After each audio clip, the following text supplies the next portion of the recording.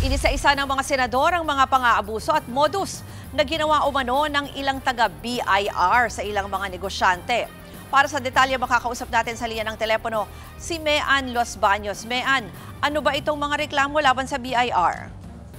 Kay Ruth, inirereklamo ng maliliit at malalaking negosyante ang umanay pang-abuso ng ilang taga-Bureau of Internal Revenue sa pag-issue ng Letter of Authority o LOA. Nagagamit daw ito sa harassment, coercion at pilit na pakikipagnegosasyon.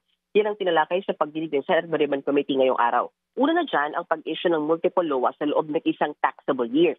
Isa pa ay bloated na halaga ng tax assessment na walang pasihan. Gaya ng paniningil ng 10 million pesos na tax sa isang negosyante na may gross sales lang na 12 million.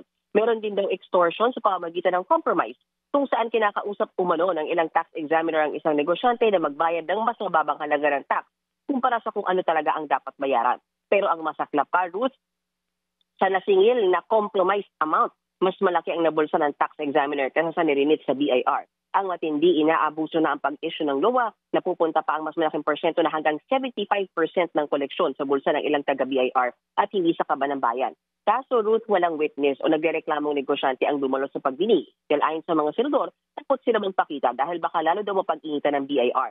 Pero sisikatin daw nila Senator Erwin Tulfo at Chief Ejercito na kunan sila ng affidavit. Ayon naman kay dating BIR Commissioner Kim Menares, mahalaga ang LOA dahil pagkakataon ito na makapagpadala ng tao ang BIR sa taxpayer para buksan ang libro ng kanilang negosyo at tignan kung may discrepancy sa kanilang dedeklarang kita sa mismo pumapasok sa kita sa negosyo. Mahalaga raw ito para maobliga talaga ang ilang negosyo na magbayad ng buwis o ng tamang buwis. Dahil 98% ng collection ng BIR ay voluntary lamang. Ruth, bukod sa pagsuspindi muna ng pag-issue ng Letter of Authority para sa mga negosyante sa ating bansa, may ilan pa raw isasagawang hakbang ang BIR para masawata ng pang-aabuso sa pag-issue ng LOA na nauuwi sa pang-aabuso at extortion. Ruth? Yan po ang Express Report ni Mean Los Baños. Mga kapatid, Ruth Cabalco, para sa mabilis na pasada ng mga balitang dapat niyong malaman, mag-follow at mag-subscribe sa social media pages ng News 5.